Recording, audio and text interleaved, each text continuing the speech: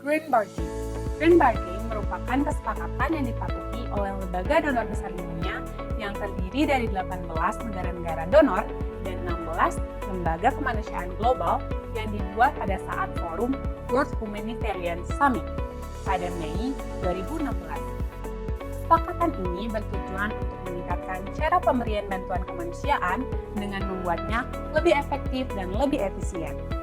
Greenberging mencakup topik-topik yang mencerminkan tuntutan yang sudah berlangsung lama dalam landscape kemanusiaan dan menjawab tantangan yang dihadapi baik oleh donor maupun organisasi kemanusiaan. Hal ini termasuk peningkatan transparansi, peningkatan program bantuan tunai, pelaporan yang diselaraskan antar lembaga donor untuk mengurangi birokrasi, pendanaan multitahunan, penilaian kebutuhan yang terkoordinasi, dan peningkatan koordinasi dengan responden lokal serta dengan pelaku pembangunan. European Union secara aktif terlibat dalam aliran kerja Greenberging dan terus mencari cara untuk membuat proses internalnya sendiri menjadi lebih efektif dan efisien. Misalnya, European Union meningkatkan keterlibatannya dengan aktor pembangunan, meningkatkan bantuan kemanusiaan yang diberikan secara tunai, meningkatkan kerjasama dengan mitra lokal, meningkatkan proporsi pendanaan multitahun. Greenberging 2010 memperkenalkan konsep kaukus politik berdasarkan para juara yang mendeklarasikan diri sendiri untuk mengatasi tantangan yang tersisa pada tingkat politik. The Eminent Person yang Eglon meluncurkan 3 kaukus. Mengalirnya pendanaan melalui intermediasi yang lebih baik untuk memungkinkan pendanaan berkualitas dan aksi kemanusiaan yang dipimpin secara lokal. Koordinasi dana tunai yang akan mendukung prioritas pendanaan berkualitas, langkah konkret menuju pendanaan berkualitas bagi pelaku lokal dan internasional, sambil memastikan akuntabilitas, transparansi, dan visibilitas yang diperlukan oleh donor ditargetkan selesai pada bulan Juli 2022. Greenberging 2.0 juga memperkenalkan National Reference Groups yang dipimpin oleh aktor lokal dan nasional. Ini bertujuan untuk mendukung pemblokiran hambatan terhadap pendanaan berkualitas, memastikan dukungan yang lebih besar diberikan untuk kepemimpinan, penyaluran dan kapasitas responden lokal, dan partisipasi masyarakat yang terkena dampak dalam menangani kebutuhan kemanusiaan. Didasari atas semakin besarnya kesenjangan pendanaan untuk kemanusiaan, 51 komitmen dikelompokkan menjadi 9 alur kerja, work streams, dan 1 isu lapis funding, cross-cutting issues. Transparansi. Greenberging berkomitmen untuk mengidentifikasi dan menerapkan standar data terbuka bersama dan platform digital umum yang akan meningkatkan transparansi dan pengambilan keputusan. Pelokalan.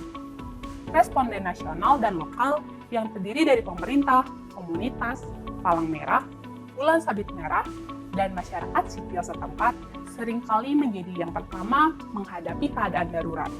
Bantuan kemanusiaan dalam bentuk tunai, case-based programming, bantuan tunai tidak hanya memberikan lebih banyak fleksibilitas untuk memenuhi kebutuhan penerima manfaat, tetapi juga mengurangi biaya pengiriman dan mendorong ekonomi lokal. Mengurangi biaya manajemen, meningkatkan proporsi pendanaan yang digunakan untuk kepentingan langsung orang-orang yang terkena dampak. Kajian kebutuhan bersama untuk memperkuat kualitas dan koordinasi penilaian kebutuhan kemanusiaan yang digunakan untuk pengambilan keputusan strategis. Revolusi partisipasi berusaha untuk mendukung perubahan permanen dan berkelanjutan dalam cara kita melakukan bisnis. Mempromosikan hubungan antara partisipasi yang efektif dan kualitas serta efektivitas respon kemanusiaan, pendanaan multitahun. Berkurangnya dana cadangan kas, komitmen pelokalan, meningkatnya investasi multitahunan pada peningkatan kapasitas lokal termasuk kesiapsiagaan, tanggap darurat dan kemampuan koordinasi terutama pada konteks konflik dan pada masyarakat rentan konflik bersenjata, bencana alam, pandemik yang berulang, dan dampak perubahan iklim. Pemahaman yang lebih baik untuk mengurangi halangan bagi lembaga internasional dan donor untuk bermitra dengan lembaga lokal dan nasional untuk pengurangan beban administrasi. mendukung dan melengkapi mekanisme koordinasi nasional bila ada dan mengikutsertakan pelaku respon lokal dan nasional dalam mekanisme koordinasi jika dianggap sesuai dan berpegang pada prinsip-prinsip kemanusiaan.